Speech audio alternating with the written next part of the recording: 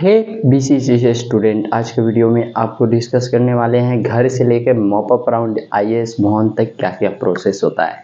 हाँ, सही सुन रहे हो। आज की वीडियो देखने के बाद में आपको टाइम कहीं बर्बाद करने की आवश्यकता नहीं है। जैसे कि कमेंट आ रहा था, भैया बीसीसी आईएएस भवन का मॉपअप जो ऑफलाइन प्रोसेस है उसका स्टेप बाय स्टेप बताओ कैसे क्या होता है। तो बिल्कुल वीडियो को लास्ट तक देखना, और अगर कहीं भी डाउट आ रहा हो तो कमेंट बॉक्स में कमेंट कर देना। कमेंट बॉक्स हमेशा फ्री रहता है, वहाँ पे आपको पैसा नहीं लगता है, और कमेंट बॉक्स में हमेशा रिप्लाई आपको मिलेगा, राइट मिलेगा और सही मिलेगा। और आपके साथ मैं हमेशा डिस्कस करके ही वीडियो बनाते रहता हूँ। जैसे आपका क्वेश्चन आता है वैसे मैं वीडियो ला देता हूँ। तो वीडियो को आगे तक बढ़कर देखो और समझने की कोशिश करना, और वीडियो में आगे बढ़ने से पहले एक लाइक कर देना और दोस्तों में शेयर कर देना, जिससे उन्हें भी हेल्प हो जाए, और नए हो तो चैनल को सब्सक्राइब कर देना। चलो तो स्टार्ट करते हैं। बीसीसी मॉपअप स्टार्ट हो चुकी है, और बीसीसी मॉपअप का फर्स्ट प्रोसेस था ऑनलाइन से आपने रोल नंबर देख लिया होगा, चेक कर लिया होगा मेरिट लिस्ट में। अगर नहीं चेक किए हैं तो कैसे चेक करना है, डिस्क्रिप्शन में एक वीडियो है, उसको देखकर मेरिट लिस्ट में अपना रोल नंबर चेक कर लेना, ठीक है। चलो नेक्स्ट प्रोसेस आता है, मेरिट लिस्ट में चेक करने के बाद आईएएस भवन जाना पड़ता है। हाँ, जिसको जिस तारीख को बुलाया गया है उसी तारीख को जाएंगे, लेकिन एक स्टेप बाय स्टेप प्रोसेस होता है। उस प्रोसेस को अगर सही ढंग से फॉलो करते हैं तो अगर आपका कट ऑफ के अंदर में रहेगा रैंक तो 100% कॉलेज मिल जाएगा। लेकिन अगर उस प्रोसेस को नहीं फॉलो करते हैं तो कॉलेज मिलेगा भी तो वह अलॉट नहीं होगा। हाँ, नेक्स्ट क्वेश्चन एक और आया था कि भैया वहाँ पे चॉइस फिलिंग करना होता है, क्या आप सीरीज दे सकते हो? भाई वहाँ पे कोई चॉइस फिलिंग करने की आवश्यकता नहीं होती है। वहाँ पे आपको जो भी ब्रांच में, जो भी कॉलेज में सीट खाली रहता है वो सीट मैट्रिक्स दिया जाता है, और वहाँ के व्यक्ति आपको बताते हैं कि इस कॉलेज में इस ब्रांच में सीट खाली है, इस कैटेगरी में आप क्या लेना चाहते हो, यस या नो में जवाब देना होता है। सपोर्टेड के आपको फिशरीज मन है और फिशरीज में सीट खाली है तो आप फिशरीज ले सकते हो। सपोर्टेड के आप बीएससी नर्सिंग लेना चाहते हो, बीएससी नर्सिंग में सीट खाली है, आपके कैटेगरी में है, जिस कैटेगरी से बुलाया गया है तो आपको अलॉट हो जाएगा। इतना समझने में कोई दिक्कत नहीं है। लेकिन प्रोसेस कब से स्टार्ट होती है, कैसे स्टार्ट होती है? सपोर्टेड ऑफलाइन प्रोसेस स्टार्ट होने वाला है 7 तारीख से। अब 7 तारीख को फर्स्ट राउंड है, और फर्स्ट राउंड में जो भी कैटेगरीज के लोग को बुलाया गया है वह सभी जाएंगे, बिल्कुल जाएंगे। हो सके हाईएस्ट रैंक वाले भी जाएंगे और लो रैंक वाले भी जाएंगे। हाँ, दोनों रैंक वाले जाएंगे। जिनका 2 रैंक होगा सपोर्ट डेट वह भी जाएंगे, जिनका 200 रैंक होगा वह भी जाएंगे, क्योंकि अपने मनपसंद का ब्रांच लेना चाहते हैं।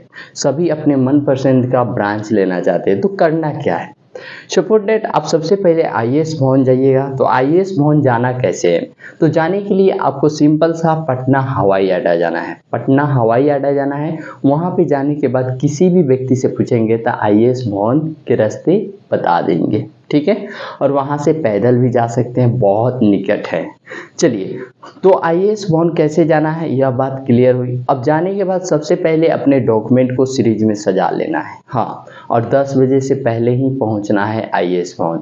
ऐसे नहीं है कि 10 बजे से पहले ही पहुंचे, लेकिन 10 बजे से पहले पहुंचते हैं तो आपको कॉलेज मिलने का ज़्यादा चांस रहेगा, अगर कट ऑफ के अंदर रहे तो आईएएस भवन 10 बजे से पहले जाना है। सबसे पहले डॉक्यूमेंट को संभालना है। अब डॉक्यूमेंट में क्या क्या लगेगा, तो फ्रेशर के लिए सारे डॉक्यूमेंट लगेंगे, लेकिन डॉक्यूमेंट को एक सीरीज में सजा के रखना होगा। सबसे पहले बीसीसी विग्नेस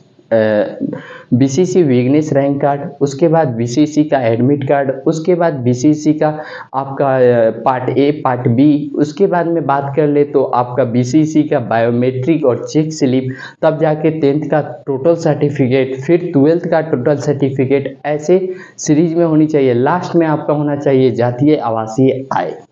तो यह बात समझ में आ गया होगा फ्रेशर के लिए। और जो अनफ्रेशर है, यानी कि पहले से एडमिशन कहीं ले चुके हैं, उनके लिए सबसे पहले चाहिए विग्नेस रैंक कार्ड, उसके बाद चाहिए बायोमेट्रिक चेक स्लिप का 2 कॉपी, उसके बाद आपका चाहिए पे स्लिप, पेमेंट स्लिप जिसको बोलते हैं, यानी कि कितना पैसा पे किए थे वह।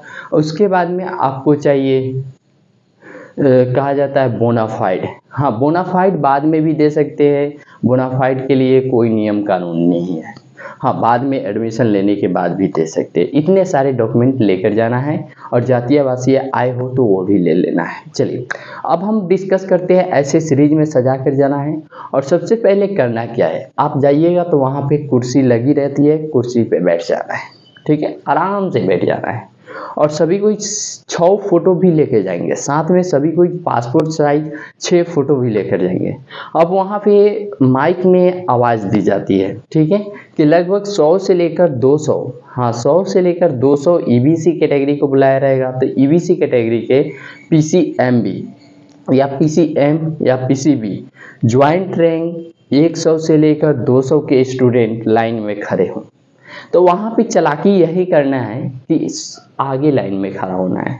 कभी कल होता है कि सीरीज में खड़े कराते हैं रैंक के अनुसार, कभी क्या होता है कि सीधे बोलते हैं लाइन में खड़े हो, जो आगे लगा उसको कॉलेज मिल जाता है, जो पीछे लगा कितना ही रैंक कम क्यों ना हो उसको कॉलेज नहीं मिलता है। तो चालाकी यही करना है कि हमेशा लाइन में आगे लगने की कोशिश करना है। और रैंक से अगर लाइन में लग रहा हो तो कोई दिक्कत ही नहीं है, लेकिन रैंक से अगर लाइन में नहीं लग रहा हो तो चालाकी करना है कि आगे लाइन में लगना है। अब आगे लाइन में लगेंगे, डॉक्यूमेंट हाथ में होनी चाहिए, सारे डॉक्यूमेंट हाथ में होनी चाहिए और डॉक्यूमेंट लेकर आगे स्टेप पे बढ़ते हैं। तो सबसे पहले डॉक्यूमेंट को वेरीफाई किया जाता है। हाँ, एक व्यक्ति बैठा रहेगा, उसके बाद डॉक्यूमेंट को वेरीफाई वो कर लेगा। अब डॉक्यूमेंट को वेरीफाई करके आगे भेजेगा, आपको आगे भेजेगा तो आगे जाने के बाद में पता चलेगा कि डॉक्यूमेंट वेरिफिकेशन हो चुकी है। आपको लिस्ट मिलेगा, कॉलेज लिस्ट, हाँ, जिसमें कॉलेज और सीट दोनों होगा। और वहाँ पे एक व्यक्ति भी होगा जो आपको बताएगा कि इस ब्रांच में यहाँ सीट खाली है। तो देखना यार, सबसे पहले जो पसंद की कॉलेज हो, जो अच्छा ब्रांच के कॉलेज हो, उसको चॉइस करना। हाँ, वह ऑप्शन खत्म हो जाए, वहाँ पे सीट ना हो, तब जाके जो भी ब्रांच में मिलेगा वहाँ पे अलॉट करा लेना। हाँ, वहाँ पे अलॉट करा लेना। सिंपल ग्रेजुएशन से अच्छा होता है सभी ब्रांच टेक्निकल। लेकिन कुछ दिक्कतें यह है कि अगर आप इंग्लिश मीडियम से शुरू से नहीं पढ़े हो तो भाई ब्रांच में एडमिशन लेकर भी बैक लगा के घर चले जाओगे। अगर मेरे सलाह मानो तो अगर तुमको थोड़ा भी इंग्लिश नहीं पढ़ने आ रहा है तो भाई टेक्निकल कोर्स से दूर ही हो जाओ, लेकिन अगर थोड़ा भी पढ़ने आ रहा है तो बिल्कुल एडमिशन ले लेना। चलो अब हम डिस्कस करेंगे कि वहाँ पे गए तो कॉलेज अलॉट हो गया। अब कॉलेज अलॉट होने के बाद भैया पैसा पेमेंट करना होता है, चाहो तो पैसा वहाँ पे पेमेंट करो, नहीं तो कॉलेज में जाके पेमेंट करो। ऐसे होके प्रोसेस समाप्त होती है। हाँ, अब यहाँ पे आपको डॉक्यूमेंट वेरिफिकेशन स्लिप मिल जाएगा, आपका ओरिजिनल डॉक्यूमेंट वहीं जमा हो जाएगा। और जो व्यक्ति पहले से एडमिशन लिए थे उनका डॉक्यूमेंट वेरिफिकेशन स्लिप वो सब जमा हो जाएगा और उनको टाइम दिया जाएगा कॉलेज में आकर डॉक्यूमेंट जमा कराने का ओरिजिनल।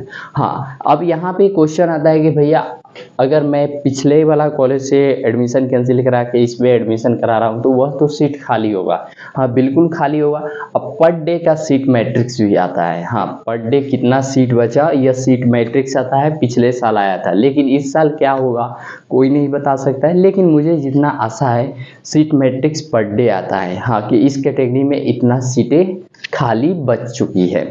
अब देखिए यहाँ पे एक क्वेश्चन और आता है कि भैया अगर यूआर से मुझे बुलाया है और ईबीसी से भी बुलाया है तो यूआर के दिन गए, अगर यूआर से मेरा सिलेक्शन नहीं हुआ तो ईबीसी से हो सकता है? बिल्कुल नहीं होगा। हाँ, बिल्कुल नहीं होगा। अगर यूआर से बुलाया है तो यूआर का ही उस दिन सिलेक्शन होगा। हाँ, यूआर से ही उस दिन सिलेक्शन होगा। लेकिन पिछले साल हुआ क्या था, कुछ पिछले साल पे हम फोकस करते हैं।